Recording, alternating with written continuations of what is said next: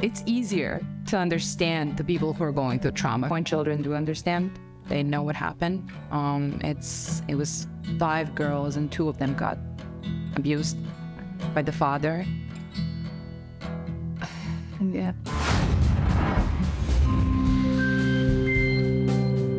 Hi, everyone. Welcome back to the Mindful Podcast. Today we have Miona with us. How are you today? I'm good. Thank you so much for inviting me. Thank you for coming. Absolutely. So let's jump right into it. I do want our listeners to get to know you a little bit better. Do you mind introducing yourself and give us a small, brief intro of what is it that you do, your profession? Absolutely. So my name is Miona. I work as a child advocate manager for Guardian Ad Litem program at the 11th Judicial Circuit of Florida, which is Miami-Dade. So essentially, I'm working with abused and neglected children in the court system. That must be tough. It is a very tough job, but I enjoy it. Somebody's got to do it, right? Yeah, absolutely. There's a lot of us too, believe it or not. What made you go into this tough field or into the field of psychology in general? I love psychology. I believe the first time I got in touch with psychology was in my high school. We get a class, psychology. And as I was reading it, I was like, oh my God, this is so interesting. I was really curious to understand why people do certain things, why we have certain behaviors, you know. And as the time went on, I got more and more into it. Mm-hmm. And then eventually, like, I switched over to criminal justice for a while because I have a bachelor in criminal justice. And then eventually I moved back to forensic psychology. And my road led me to do the child advocacy, which I love. How long have you been doing that? I've been doing it coming on almost a year now, which is amazing. Almost a year now. And it has been the most difficult journey for me, but it also has been the most rewarding journey for me. Yeah, I can imagine. Yeah. How has your experience been working as a child advocate? Can you educate us a little bit more on what your job entails? So it's a very, I don't want to say complicated process because it's not that, but you get, for example, the child is taken away from the parents, right? From the parents who are charged with usually abuse or neglect or sexual abuse. They're taken away from the parents and they're put to foster family or a non-relative or relative. And then at the shelter hearing, when the case comes in, at the shelter hearing, the judge appoints a guardian ad litem, which would be our child advocate. Our job after that is to make sure that we are visiting that child at a home, that we are connecting with all of the relevant figures in that child's life. So even with a mother, father, school, doctor, and we are child's voice in the courtroom. So my children are, I have, my youngest one is now 10 days old. And yes, so the CPI, actually, the Child Protective Investigator, they took her. They removed her from the home when she was 4 days old. And my oldest one is 17. So for the older kids, you know, they're really vocal and it's easy for them to express. And they're at the age of 12, they can actually express their feelings or thoughts or wishes to the judge in a court. But for the younger kids, it's difficult, you know, because the majority of them don't even understand what's going on. So it is my job to assess all of the parties involved and to give my honest report to the judge about where that child should be placed, or should it be reunified with the parents, or should the parents lose their custody and lose their parental rights. I feel like that must be a lot of weight for you sometimes. It is. It really is. Responsibility. It's a lot of responsibility, and especially if that child is, because if you think about it, all of my kids are going through some form of trauma. Mm-hmm. And when you're in trauma and when you're in an abusive environment, when you get removed from that environment, you've been in it for so long that you don't know anything else. So even though it's abusive, it's comfortable for you because that's the only thing you know. So when they remove the kids from their mother and father children are usually very attached to those parents, even though It's a toxic. it's a toxic attachment. But it's very hard for me to explain to a 6-year-old that, My mommy is not fit to take care of you. and then I create a bond with the child, but then I have to go in court and say that the mom is not fit. And that is I think that's the hardest. yeah, I think that's the hardest part. I really try to work with parents as well to support them, to give him, we give him all of the resources, to just call him and assure him, to stay on track with the case plan they receive from the court. But it's just a lot of people, unfortunately, don't follow through. Don't follow through.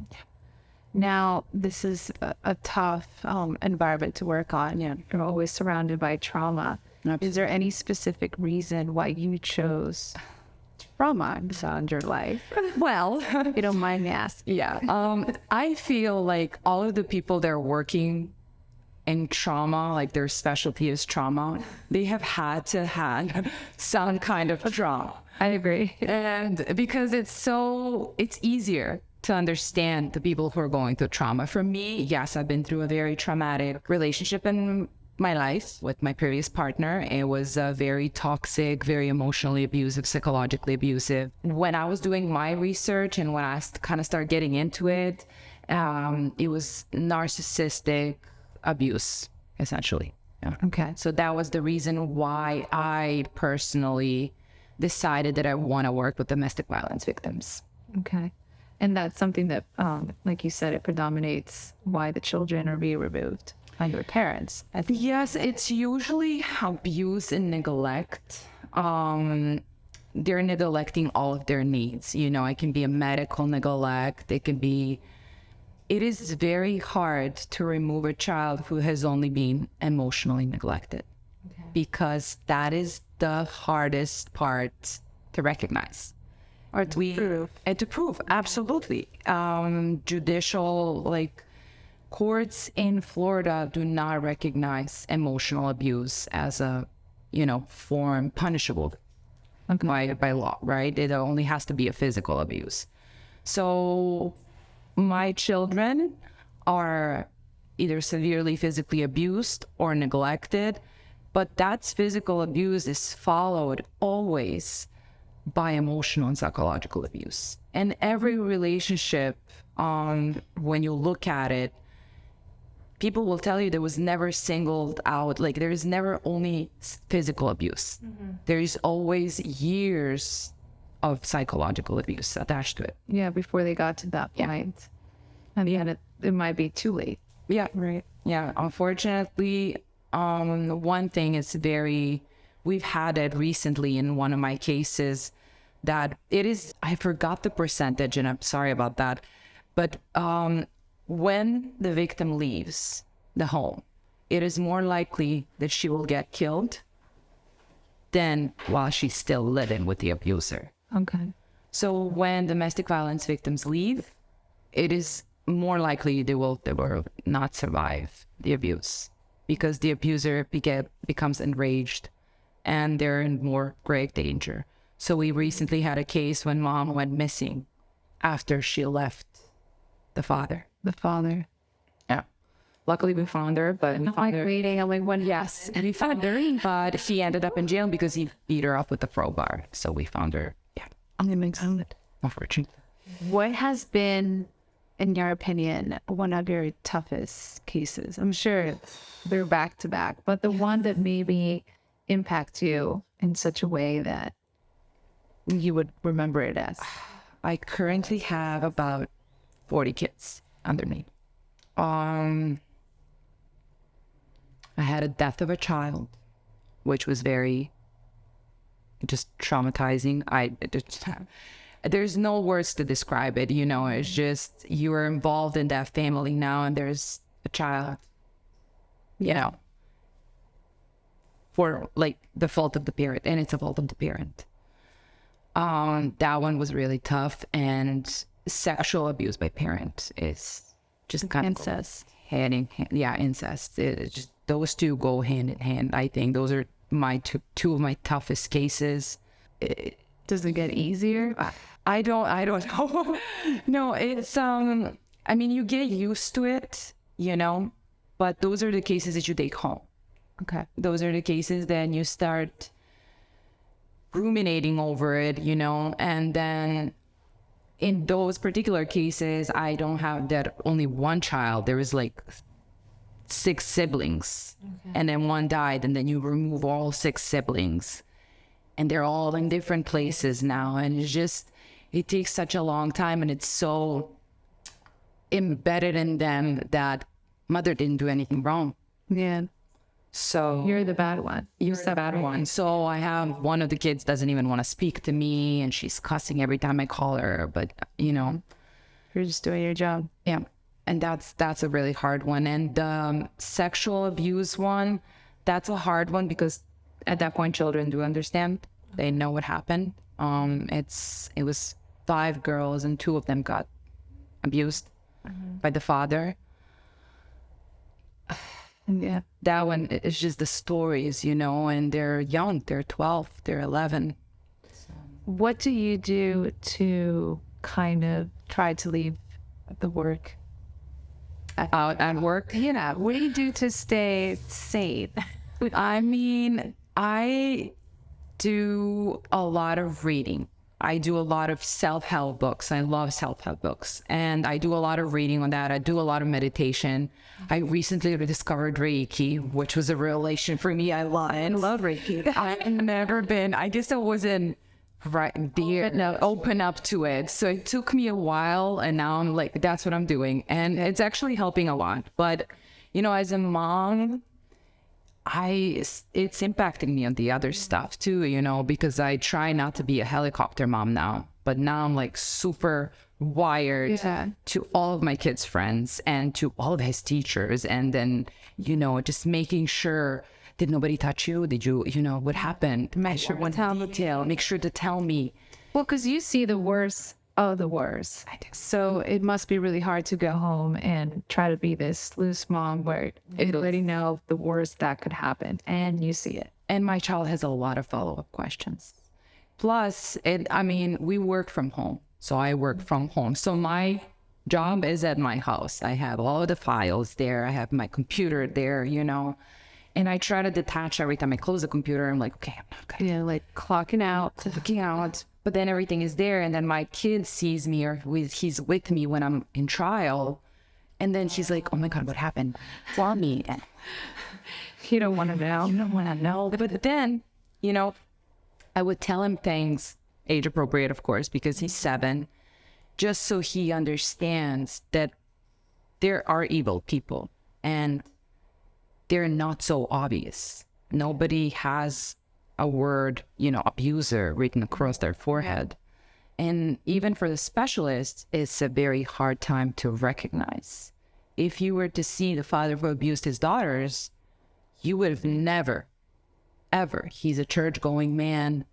It's, very kind. It's not stereotypical. It's not a stereotypical. Everybody is asking, when you describe a narcissist, everybody thinks, I swear, American Psychopath or a psychopath movie, and just like a guy going with a knife. Yeah. Michael Myers. But it's just, they're regular people. They're sheep in wolf's clothing. Yeah. Anybody you see in a regular, anybody day to day.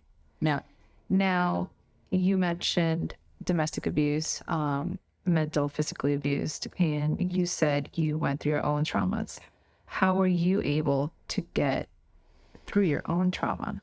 It takes a lot of effort, physically, mentally, psychologically, emotionally, spiritually, to get over it. Especially when you're involved with somebody who's not as obvious, because people don't believe you. So it took therapy, a lot of therapy, and I'm very proud of myself for realizing that I need help, for, stepping aside and being like, okay, I need somebody to help me, to tell me, to support me. So it really took me about 2 full years to call myself a survivor and not a victim anymore, because it's 2 different mindsets when you're a victim and when you're a survivor. Yeah. And throughout those 2 years, you were able to find the support that you needed? In the beginning, no. In the beginning, it's very, when we talk about narcissists and when we talk about people, when people think that narcissist is this overly extravagant person and just loud and flashy and arrogant and full of money and it's like manipulator, but it's not always like that. There are covert narcissists who are hiding in the shadows, who are so bubbly and so nice and so quiet. And, you know, and then when you're in a relationship with somebody like that, people don't believe you. And You're the crazy. you are the crazy one. The gaslighting, the, you know, all of the 30 red flags that you can read in a book are there, Okay. but nobody sees it. So for me, it was very hard because I was in the environment where nobody believed me. Yeah. Absolutely nobody. And I didn't have a person. I remember we had girls' nights and I was going them and telling them a story. And they looked at me and they were like, "You're sure you're okay? Maybe you should go see a doctor." Because it sounded like I was crazy. Okay. And then I realized at some point in time that I needed to separate myself from the group. Okay.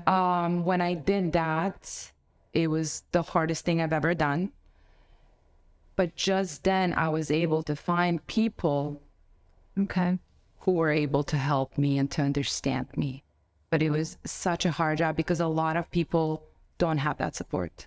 I had one person, only one person, and that one person was pulling me for my sleeve and like, "Okay, let's go. We can do this." Yeah. That's all it takes sometimes. Yeah. Just one. Just one friend. person, one good friend. That's why when I do this job, I think I'm like, these kids need only one stable adult in their life and one person they can talk to. And if I'm that person, I'm perfectly, happy with it. Yeah, of course. It's the rewarding part of your job. Absolutely. Absolutely. Yeah. So looking back and looking at yourself now, see a big difference, right? Oh my God. I'm sure you're proud of yourself. I'm super proud of myself, and it took me a while, took me therapy to breaking out. it took me therapy to become proud of myself because as a victim, you don't see it. You don't see the small wins. You don't see, you have this in the back of your mind. You have this voice telling you that you're not good enough and that you're never going to be able to make it on your own and that you're going to be homeless with your kid under the bridge. Mm-hmm. And when you do small things like get a job, I remember when I got my first job after, I was sure that I was faking it. What is it? Imposter syndrome. Okay. I had a full-blown imposter syndrome that I don't know what I'm doing. And I was terrifying that any second they can fire me. Mm-hmm. Even though that was the environment that I worked in before I got pregnant and before I met him. How many years were you under his support economically? 6. And at that point, were you able to manage your own money? Would he give you any money? Well, I did not have any of my own money. Every time I wanted to work, he would let me work, but it would be very limited for me. Okay. In the sense that, for example, if I had to go pick up a shift and I couldn't pick up our child from school, I would ask, "Hey, can we, you've been at work, can you go pick him up so I can go get my shift?" And he'd be like, "No, you have to quit. We can't. I'm making money." So I was not as a priority. Yeah, he was a priority. His job was always a priority. And everything I was doing was like Extra. But he would make sure to make it hard for me in a sense that he would not be help around the kid. There would not be help around the house. So I would have to figure it out as I go because he was paying the bills, right? Mm-hmm. I would have to ask for allowance. I would have to give the receipts of what I bought to make sure that, when I would ask for extra money, it would be like, "So I gave you $250 2 weeks ago. What did you do with it?" Okay. So I would have to explain. Yeah. So it was like I was under the bell and I would have to thank him every time I was taking on a vacation. or if I'm not behaving, hard one for me. If I'm not behaving, I'm not gonna get to travel to Serbia. I remember one time he didn't take me on a vacation because that was not good enough, and he took his family, his mom, his brother, and my child, to Turkey. Even your child. Yeah, he took my kid, and I stayed home because I was not good enough. And he said that word to word. It's like, I'm not gonna, Yeah. I don't need your date. You're not. But it would be so subtle. It would not be yelling. There would not be yelling. There would be silent punishing, You can feel that silent rage constantly. And It was very passive aggressive. very passive aggressive. And that's why people don't understand. That's why when people who haven't been through that kind of trauma cannot, Yeah, see it. they don't get it. They don't get it. There were small things, would, for other people, small things, Yeah. they're completely irrelevant. But for me, that small thing is such a big thing, because behind the closed doors, it's completely different. It's hard to, because if you show up with a bruise or something, or face, people see it, they believe you, they get it. But when you go and tell these stories of how he knew you and all this nonsense, it's hard to prove it. And it's hard for people to see it too. So unless they know you or they want to help you or they're really close to you, then they're coming in. When they know you, we've had situation last night. Perfect example. I had a friend who met him for the first time last night. And she's a really good friend of mine, like one of my best friends. Our kids hang out. And it was the first time she met him. And we talked about it later. She's like, oh my God, he seems so cool. No, she's like, I didn't. And I'm like, I'm not talking. It's like, yeah, that's what he portrays to others. Yeah, he does. And he does it very well. And, he talks so highly of me when there's people to listen. He tells him that I'm a wonderful mother, that he's so proud. And then he calls me names, and then he insults me, and then he takes my car in the middle of the night because I didn't deserve to drive it or stuff like that. How do you deal with him now that even though you were able to separate yourself romantically as a partner, obviously you guys are raising a child together. How do you manage now to deal with those insults or him still try to impose on you? That is an ongoing battle. And I feel that that's going to go for, the remainder until our child is 18. Okay. I feel like that's going to keep happening, or until our child can start fending for himself. Exactly. So whichever comes first. Yeah. Sometimes people don't realize who they're dealing with until they're 30. Of course. But it's his dad. For me, I needed to separate myself from him completely financially and completely, not only emotionally, but I didn't want to share anything with him. No phone line, Netflix, I had to completely separate and be only on the child, only child. And then that actually enraged him because of course he couldn't control anything else. He could only control the child. So then, my child is getting older and he's smart and he's recognizing certain things. It's still his dad. Yeah. It is not an easy job, but I try to tell him that the way he feels about his dad has nothing to do with the way I feel about his dad. Okay. I try to teach him that he should love his dad. He really should, unless he's physically abusing him. Okay. But he should also learn how to tell no, not only to his dad, but to people, in general. He should not be a people pleaser. Mm-hmm. He should be independent. I teach him that independence is most important because I found myself to be codependent completely. And I just want him to make sure that he's always independent. but always has empathy for others as well. Exactly. I mean, I can't imagine how hard it must be and how strong you are that you'd be able to disengage from him economically and just not depend on him, right? And you still have to deal with you shutting your mouth because he's the father of the child, right? You like to be the good one. One thing that I have to say, and I would recommend this for everybody, is just don't talk bad about the other person, because that's not It only hurts the fruitful. It only hurts the child. Yeah. You know, you're not getting anything in the long run. A majority of times, narcissists will show their face, their true face, to the really people close to them. They cannot hide for that long, you know. It will be little things, little cracks that will tick you. They will be like, wait, this doesn't fit the story, Okay. you know. So I've never told him anything bad about his dad, but I know he started to notice it. And he would ask me. And now more and more he would ask me now. He's like, did he ever hit you? Really? Yeah. Because he witnessed it several times, but he was 4. Okay. So he's like, Did he coming back to you? it's not back to him, right?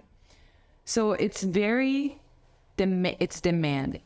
It's demanding. And a lot of people think they can't do it because, again, when you leave them, that's when they're the most aggressive and that's when they take the most advantage.